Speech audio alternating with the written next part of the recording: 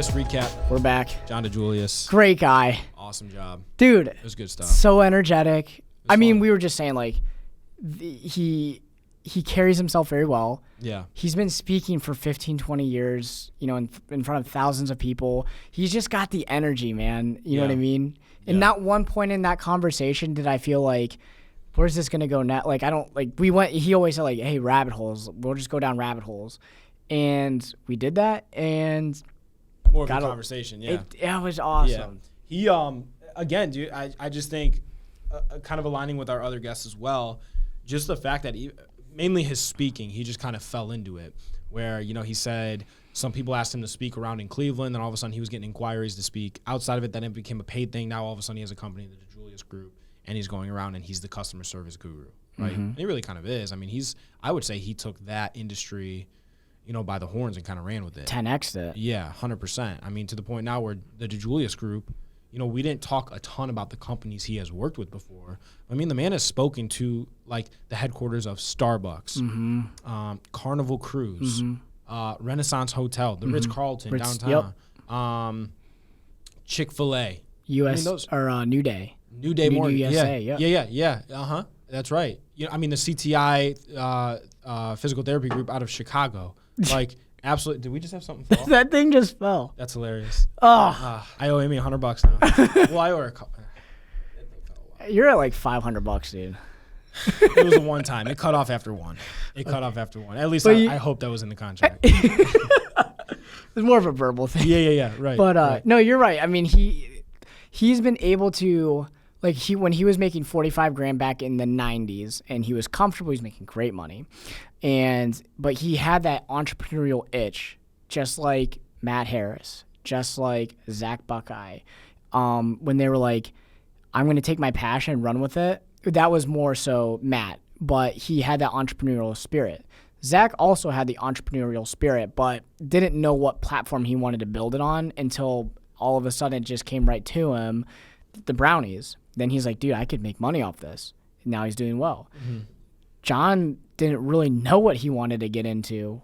He was managing a baseball team and was like, I like this stuff. I like being able to be the one in control and, you know, schedule and, you know, you go here and we're doing this and that. And he was running a team. At that time was his, like, essentially first business, I guess you could say. And then you fast forward to the salons and he's like, listen, we don't have big advertising. We don't have deep pockets. We're not a well-known name. But the one thing we can control is our customer service.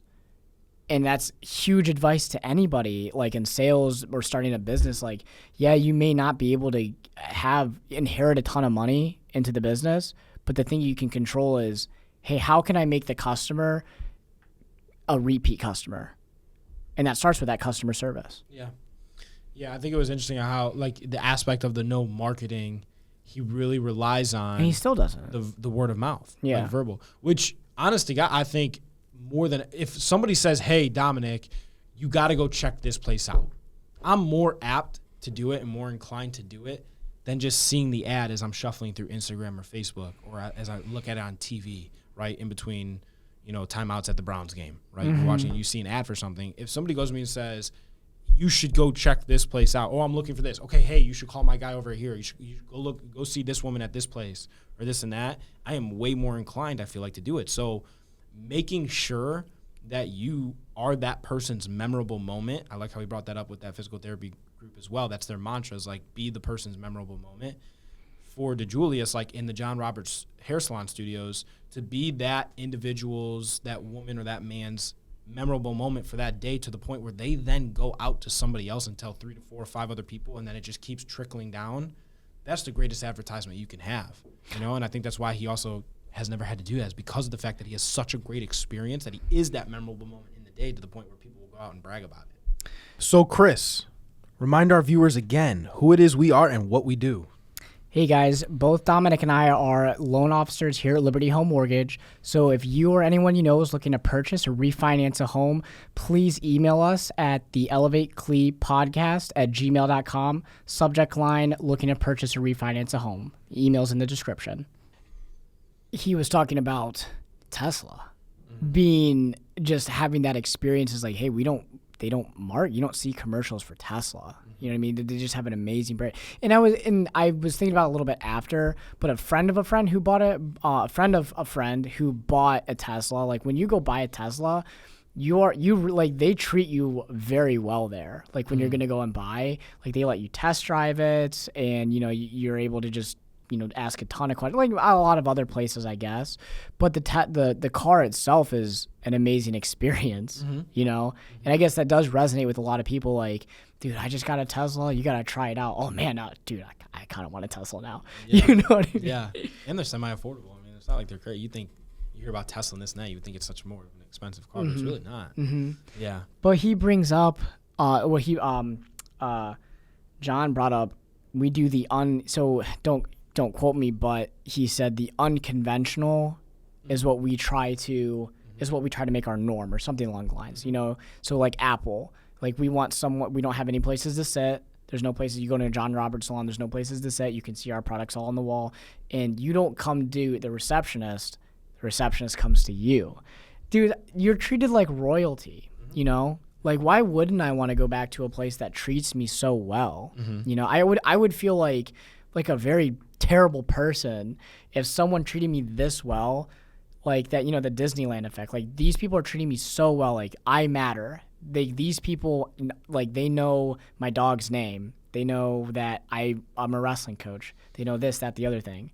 Why wouldn't I go back there? I would feel like a terrible person if I didn't give them more money. Just because how you feel walking out of the place. Exactly, yeah. How you feel walking out of the place. Yeah, I mean, it's amazing the stuff that he's been able to implement, like, just into that specific area of business as well, and then how he just kind of became the guru on it. Like, I was so intrigued to just better understand, like, what happened? Like, what happened in the mindset, or just what it is he implemented in the salons early on that all of a sudden set him apart to be that kind of person. I think it was honestly, maybe not even the fact of it. I honestly think it was just his understanding of, okay, hey, as you said, the one thing I can focus on is the customer experience. Let me just really focus on that and pull from other places. So he said, like, if a salon company comes to him right now, he won't necessarily take advice from them. I mean, he'll hear it out, but he won't take advice from it to implement because he wants that unconventional. Yes. So they open up their new salon. They say, okay, well, Apple does it this way.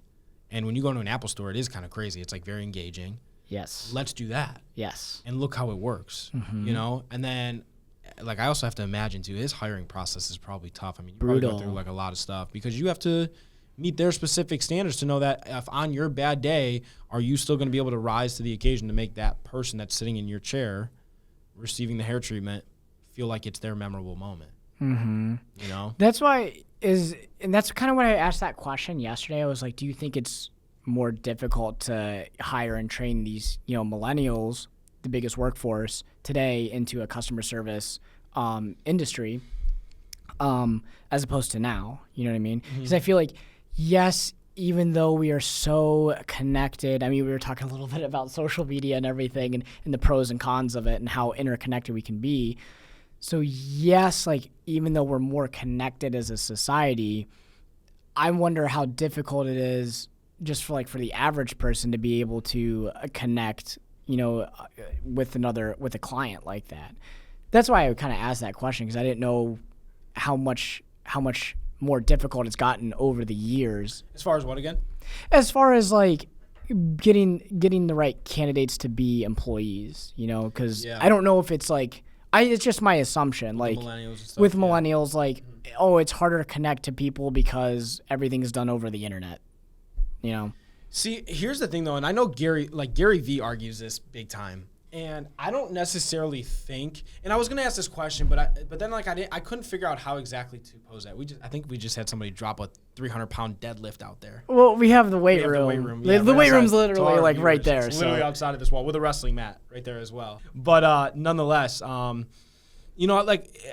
V says this all the time too. Like, oh my God, these millennials are so wrapped up in their phones, whatever, this, and that. Like, first of all, it's just the way things are now. Sure. Truthfully, I don't think there's a way to change it until the new thing comes out, because this was the new thing that came out and people adapted. So it's in your brain. At the same time, that's right. And also, yeah, exactly. But at the same time, like, I don't think that we're less connected. I think people are more connected. Again, you were just talking about the fact that you have a a German tutor, you're picking up on German. That's one of the new things you're trying to implement is you want to invest in yourself, and part of that is learning German to keep your mind going. Mm-hmm. Your teacher's where? Not up the road. Yeah. Not at Hondros, right over Cologne, here. Cologne, Germany. They are in Germany. How's to say that that's bad? You're not getting the right connection. Sure, you don't see the person face to face, and you're not shaking their hand and feeling their touch. That's connection, man. We're more connected than ever, I feel like. And I think these millennials are getting bad reps. Listen, you had people who were bad socially and awkward all the time. I think that's a very, very slimmer group of individuals who deal with severe social issues to the point where like they don't want to step outside and not talk to you unless it's through Snapchat. I really do believe that. I think people are more connected than ever. I encounter some of these high schools or like these high schoolers and younger kids and this and that. I see it in my sisters who are younger and still in high school, college. These people are more inclined to talk to more people than I ever was. Yeah. And I was raised to always go up, shake people's hands, say hello, to be very sociable. My parents were very sociable people when they were together. I was always raised that way. I feel like they're more connected now because of social media. So I would make the argument that like, I don't necessarily believe that we're less connected. I do agree. It's, we're talking to borrowers on the other end of a cell phone where it used to be they come into the office. I get that. But I don't know if that, and I know what you mean, because there are a lot of people. So Robert Greene, he wrote 40 Laws of Power, and he talks about in the laws of human nature. He talks about generational narcissism, right? So every generation above you is going to have bad things to say about the ones after you, just because they're like you could literally. He talks about. They got these ancient texts from like Babylon when they had like it was just like this old man writing, and again, don't quote me, but it said something along the lines like, "I fear for this generation after me, they're going to be the destruction of our civilization, and blah blah blah," and then he ends it, and that was like thousands of years ago, and human society is still flourishing. So I think there's always going to be that generational narcissism where you're always like, oh, like these people, like, oh, like these kids, like they're so disrespectful, they're so bad, blah blah blah. But like, put yourself in their shoes. They've been growing up like they've had to deal with all the school shootings. We haven't had any wars that we've had to deal with necessarily, like World War I, II, Korean War, so on and so forth. But again, there's a lot of societal issues we have to deal with, school shootings we have to deal with. We just, we're still essentially in a pandemic. So a lot of things that obviously we're dealing with that are difficult. But again, it's that generational narcissism where, hey, that's not that tough, blah, blah, blah. And I think that's like a bad way to think. I think if anything, I would just rather see that generation say, oh, social media plays more of a negative impact on their mental health than it does their social connectivity, because I don't think that's a good way. That's a good way to put it. I don't think it. I think we're more connected than ever, and the fact that you can reach people now like through Zooms is incredible. And not have to go sit in their house and this and that. Okay, yes. Are you losing a sense of that human part of that? Connect? Yeah. Yes, 100%. You are 100%. You're connecting with more people, but I also still think too, people find ways to connect in that regard. Just seeing face-to-face helps, right? You don't necessarily have to be in person. Trust me, I get it. If I can meet every client in person, I think that would be way better. I think I would win over more clients. But could you reach as many clients, though? You couldn't. That's the thing, right? You're not going to reach somebody in North Carolina as you are able to just get them on the phone, So, yeah. But what about what are like one or two top of mind key takeaways that made you feel like, how excited you are about the fact that he came out? Dude, he just had so much good stuff to say. Like the video, like that just gives me it reaffirms my belief that what we're doing is we're on the right path. So when he goes, hey, guy, he goes, the video here. Yeah. Hey, John, Jim, whatever, Merry Christmas. It was, I'm super glad we were able to help you out earlier this year. If you guys ever need anything or know anyone who's looking to purchase or refinance a home, please give me a call. You know what I mean? That's it. Instead of, hey, I'm going to write them a card, blah, blah, blah, send it out.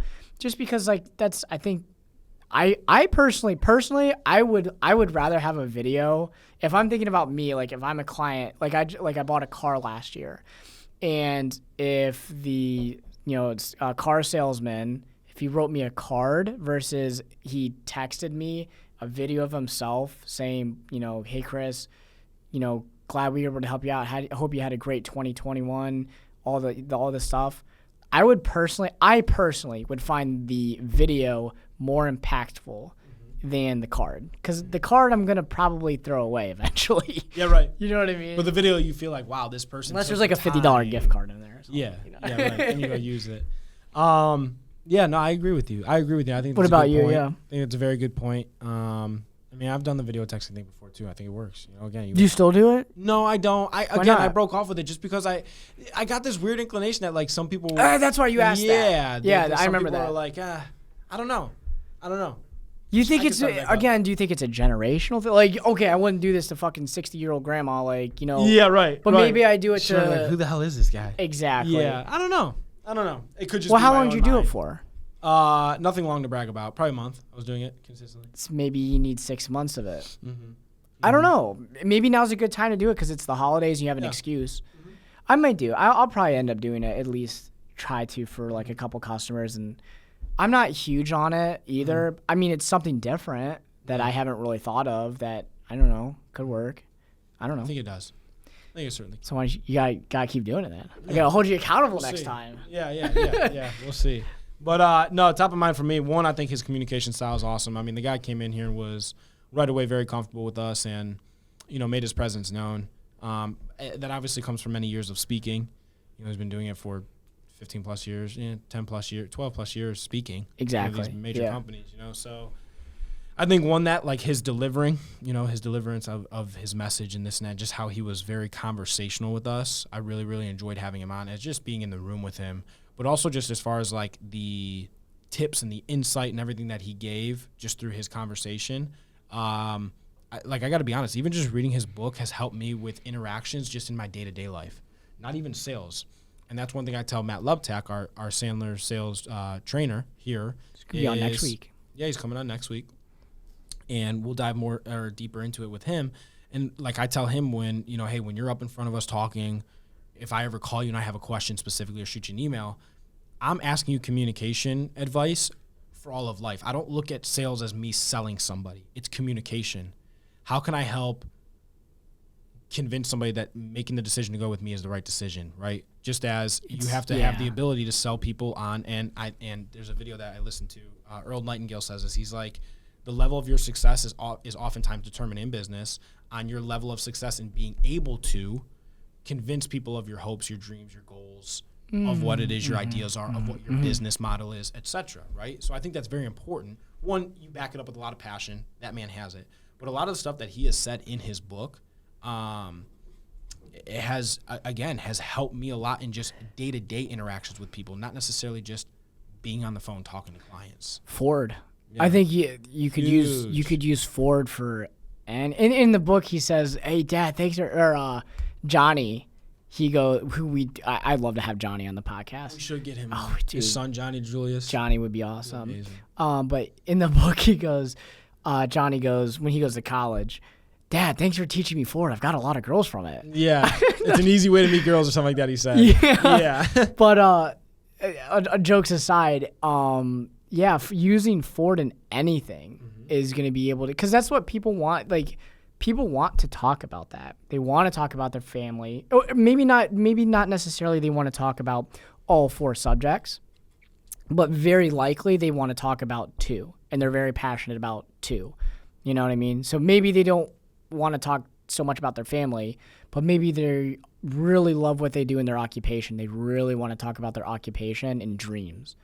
But maybe they don't have recreation. So maybe it's just occupation and dreams they want to talk about. All right, well, John DiJulius talks about, hey, listen, you as someone who works for the DiJulius group, when you go ahead and we do meet new clients, you're literally required, is what he said, to remember 2 of the 4 of Ford, and remember that, and then bring that back up later.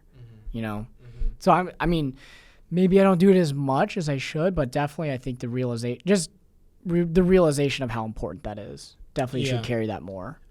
Where I've noticed it has helped me in the past month or 2 is going into more so public settings to where maybe I don't know everybody there, right? I'm in a room that's maybe a little bit more uncomfortable because I'm not the one that knows everybody in that room, or there's a majority of people that I don't know, and I'm with a small group of people I do know, right? You have to branch out and obviously talk to other people, this and that. Not that that's a difficult thing, but it at least helps where sometimes I'm sitting there and I'm like, shit, what do I bring up to this person? Like, hopefully they have something to say, because I'm getting to that point where I can just go sit over there and watch the game and be cool and done and not have to talk to anybody. But it has helped me just like, and again, all it is asking questions and perspective taking, like with Matt, what Matt Lebtag talks to us about, and he brought that up. As you're going through, a lot of people just think, oh, let me just take the application, right? Like a lot of sales type individuals are saying, oh, let me take the application. That's what their questions are guided on, versus she just told you that she's a widow. Her husband died 10 years ago. She's collecting Social Security from him. Acknowledge it. For her kids. Acknowledge that. Oh, no kidding. I'm sorry to hear that happen. What was your husband like? You know what I'm saying? All it is asking a question. It's acknowledging something, putting yourself into their shoes. Man, that must be hard. I'm sorry to hear that, Susan. You know what I'm saying? Like, what was your husband like? Mm-hmm. That right there, you didn't even do that much. All you did was ask a question, give somebody the time of day, and took a little perspective taking. That person likes you so much more because you made them feel good. They're going to remember that. That's how it is, and people remember how you make them feel. Dude, 100%. Mm-hmm. Hey, everyone. Thanks for tuning in to this episode of the Elevate Cleveland podcast. Dominic, wrap it up for us. As Chris stated at the beginning of this podcast, we are licensed loan originators for the best mortgage company in the land. That is Liberty Home Mortgage. Guys, if you or anybody you know is looking to purchase or refinance a home, doesn't matter if you've done this 1, 10, or 100 times, call us, email us. The email is in the description below. Reach out to that email. In the subject line, put looking to purchase / refinance a home. Whatever it is your goal is, Chris and I will reach out to you within 24 hours, and we look forward to helping you with whatever it is your specific home goal is. Thank you. I think moving forward, we just got to do more of that, more of the forward, more just being able to make people feel like that. I think to couple from what, like, the networking part, how we wanted to more networking in 2022. Yep. Couple that, I guess, like, dude, that should definitely be a tool we utilize. Mm-hmm. Like, if anything else, going into the situation, just think, all right, I can at least go ahead and go through my Ford with this person. That's right. And I think that kind of gives a little anxiety, kind of takes a little of anxiety away from you. Mm-hmm. You know what I mean? She's like, what do I talk about? All right, well, they're talking about, we'll go down this rabbit hole. Right away have something to talk about. But then in case it does, like, goes blank a little, all right, let's talk about this or this or this. You know what I mean? Yeah. You're right. You have, like, your questions to go right away. A guy who, as like a side note, and this will be my final point, I'm sure a lot of people who, like, would listen to this would know who it is. I don't know if you do. On social media, this guy named Vic Blends. That's like his tag. He's this, like, 21 or 20-year-old barber from Atlanta. And he goes around, and he blew up on social media from going around Atlanta, like the city of Atlanta, and just giving people haircuts on the street. For free? For free. Oh, yeah, hey, he'd walk up and say, hey, man, can I cut your hair for free?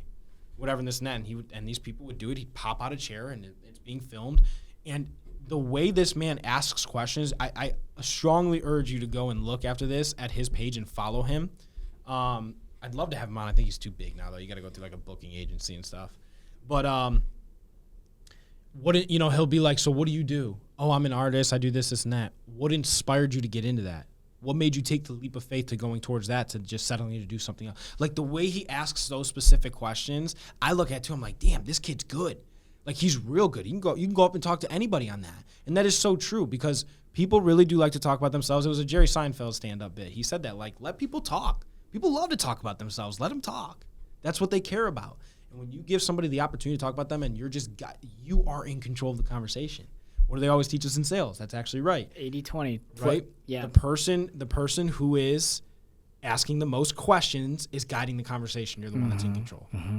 Yep. 20% talking, 80% listening. Yep. Right? So that is my 2 cents on it. Awesome guest. I look forward next week to having Matt Lebtag. I don't know if you have any wrap-up comments here, but no, great time, man. We're at episode 5 now, and gotta say, man, like, just super grateful to be able to do this with you, and we're killing it. I know we're not fucking 10,000 views yet. We're getting there. We'll be. I think we're at like 100, averaging 100 or something. Averaging 100. That's amazing. Good stuff to start. You know what I mean? Good stuff to start. So, at least that's what I'm told. Yeah. But no, overall great time, man. Super fun.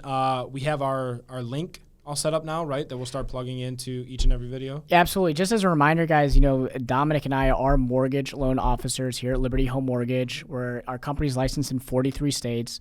So if you or anyone you know is looking to purchase or refinance a home, I'm sure you guys could put maybe a link on the screen or something, but the link is also in the description. It's our application. So again, it's free consultation. If you just want to have a conversation, you don't think you can qualify, Dominic and I will get in touch with you at least within 24 hours. Yep, we do a good job. I think so. I think so. I confidently say so. I know so. I know so as well. Yeah, so. Thanks, everyone. Yep, Cool. Appreciate all of our viewers. Thank you. And as we always say, like, subscribe, share it. Make sure you share it with somebody. One person, you never know whose hands it ultimately ends up in. What information they take from this as advice, how they implement it into their life, and how they maybe have an impact on the world and changing this crazy place around a little bit. So until next time, appreciate you all.